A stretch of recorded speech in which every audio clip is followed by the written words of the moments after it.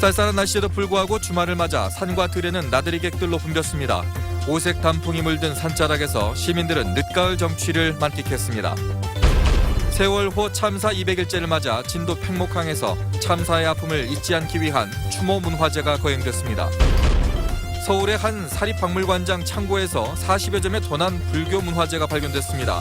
송광사와 서남사에서 사라졌던 중요 문화재가 제자리로 돌아올 수 있을지 관심을 모으고 있습니다. 강진 병영성 성곽과 성문이 발굴복원 20여 년 만에 예전의 모습으로 다시 태어나고 있습니다. 여러분 안녕하십니까. MBC 뉴스데스크 광주 전남권 소식입니다.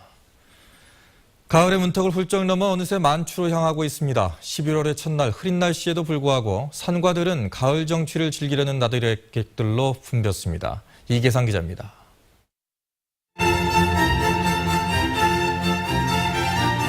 백암산 자락이 울긋불긋 오색 단풍으로 물들었습니다.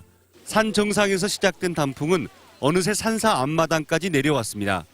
빛깔이 곱고 자그마한 아기 단풍이 가을을 찾아 나선 산행객들을 반깁니다. 빨강, 파랑, 울긋불긋 너무 맛있어요. 가는 세월이 아쉬운 듯 휴대전화 카메라에 가을 풍경을 담고 사랑하는 사람들과의 추억을 가슴 깊은 한켠에 고이고이 간직합니다. 너무 행복하고 좋은 것 같아요. 주말 잘 보낼게요. 멋있어요. 노란 국화 물결이 넘실대는 한평 생태공원에는 가족 단위 나들이객들의 발길이 이어졌습니다. 1년 내내 정성스럽게 준비한 국화 작품이 진한 향기를 내뿜으며 삶에 지친 사람들에게 위안을 선사합니다. 국화의 다양한 모습을 볼 수 있어서 정말 기분이 새롭고 좋았습니다. 가을 주말 친목을 다지는 체육 행사도 이어졌습니다. 마을 주민들이 신호에 맞춰 대형 줄넘기를 하면서 한마음 한뜻을 확인하는 기회를 갖습니다. 깊어가는 가을, 내일 오전에는 비가 조금 내린 뒤 강한 바람과 함께 다소 매서운 추위가 찾아올 것으로 전망됩니다. MBC 뉴스 이계상입니다. 세월호 참사 200일째인 오늘 진도 팽목항에서 참사의 아픔을 잊지 않기 위한 추모 문화제가 열렸습니다. 세월호 참사 가족대책위원회와 세월호 3년상을 치르는 광주시민 상주 모임은 오늘 오후 기억버스를 타고 팽목항을 찾은 200여 명의 시민들과 함께 기억을 새기다를 주제로 문화제를 개최했습니다. 이 자리에서는 박재동, 원수연 등 140명의 작가들이 참여한 추모 만화가 선보였고 시민들은 노란 리본에 편지 쓰기 등의 추모 행사를 통해 남은 실종자 9명이 귀환하기를 기원했습니다. 조선시대 학문적 명성을 떨쳤던 고봉 기대승 선생을 탐구하는 학술대회가 광주 광산구 월봉서원에서 열렸습니다. 이번 학술대회는 호남학의 원류로 지출되는 기대승 선생의 사상과 철학이 우리 시대에 어떤 모습으로 살아 숨쉬는지 되돌아보는 기회를 갖기 위해 마련됐습니다. 고봉 기대승 선생은 퇴계 이황과 사단 칠정을 두고 치열한 논쟁을 벌였고 호남에서 수많은 제자들을 길러냈습니다.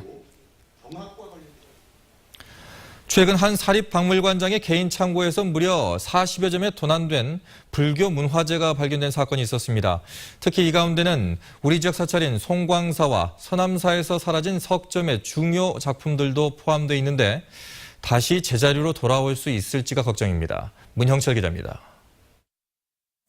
중생들을 구원하는 지장보살과 죽은 사람을 심판하는 시왕을 그린 지장시왕도, 조선 후기 대승불교의 다불 사상을 표현한 53불도, 지난 1991년과 98년 순천 송광사와 서남사에서 각각 도난당한 뒤 자취를 감췄는데 최근 서울의 한 사립박물관장이 개인 비밀 창고에 숨겨온 사실이 드러났습니다. 성남에 있는 비밀 창고를 수색을 해서 찾아내서 현재 서울에 있는 조계종 중앙정보박물관에 보관 중에 있습니다. 이 문화재들은 이제 어떻게 될까? 사찰로 되돌려주면 될 것 같지만 그리 간단하지만은 않습니다. 작품을 보관하고 있던 박물관장이 선의 취득을 주장하고 있기 때문입니다. 즉 도난된 문화재인지 모른 상태에서 사들여 법적으로 문제가 없다는 입장인데 결국 소송을 통해 해결할 수밖에 없어 길게는 몇 년이 지나서야 제자리를 찾을 수 있습니다. 공소시효 문제도 있고 이제 민사적인 문제도 있을 수도 있고 잘못 돌아갔다가 이제 이게 또 어떻게 보면 사찰 거다 보니까 또 안 돌려준다고. 사찰로 되돌아오더라도 일부 작품의 경우 배경을 통째로 도려내는 등 훼손이 심각해 원래 모습을 감상하기는 어렵게 됐습니다.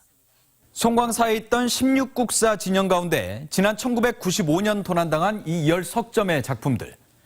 이를 비롯해 지역에서 사라진 30여 점의 중요 불교 문화재는 여전히 행방이 묘연한 상태입니다. MBC 뉴스 문영철입니다.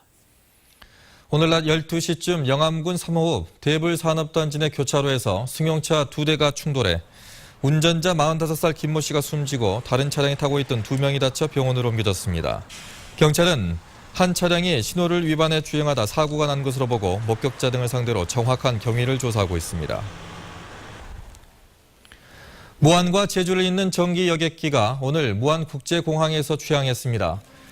저비용 항공사인 티웨이 항공은 오늘부터 아침 6시 50분 무안공항 출발, 오후 7시 5분 제주공항 출발 전기 노선을 하루 왕복 한 차례 운항합니다.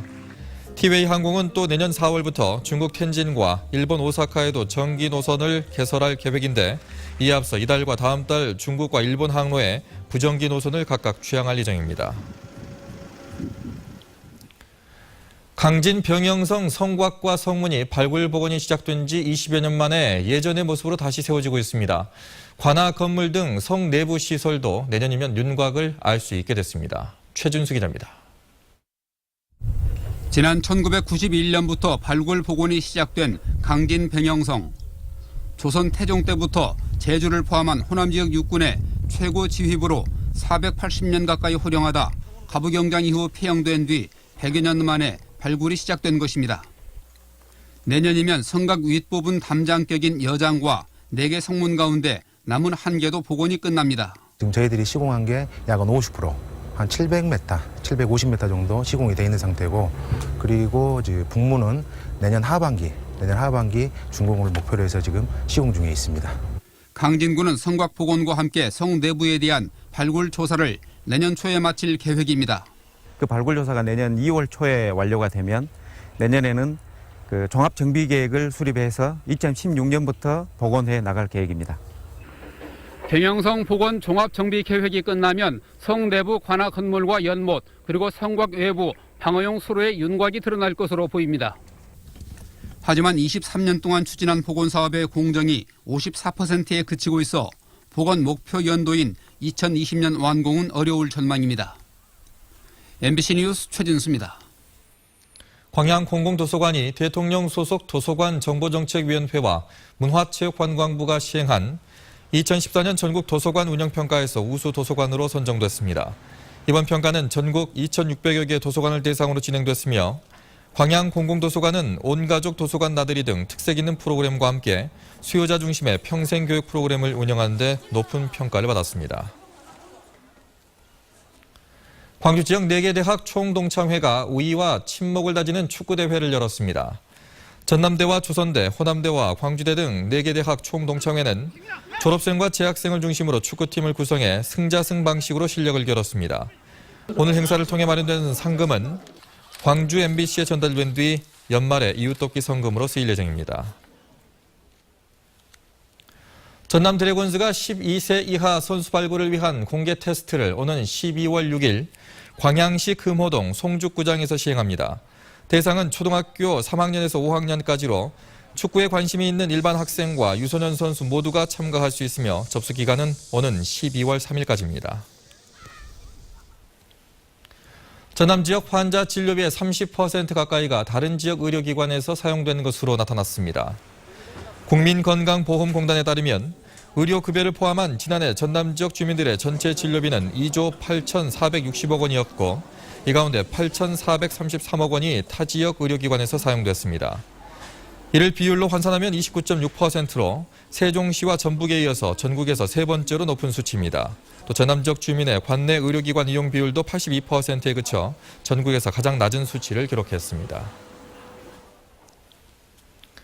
오늘 새벽 5시 20분쯤 완도군 청산면의 한 도로에 세워져 있던 승용차에서 불이 났습니다. 이 불로 차량이 잿더미로 변했고 차량 뒷좌석에 타고 있던 신원을 알 수 없는 한 명이 숨진 채 발견됐습니다. 경찰은 정확한 사망자 신원과 화재 원인을 조사하고 있습니다. 올바른 국어 사용을 위해 제정된 광주시 국어지능조례가 오늘부터 시행됩니다. 조례에 따라 광주시는 5년마다 국어발전 시행계획을 수립하고 모든 공문서를 알기 쉬운 한글로 작성합니다.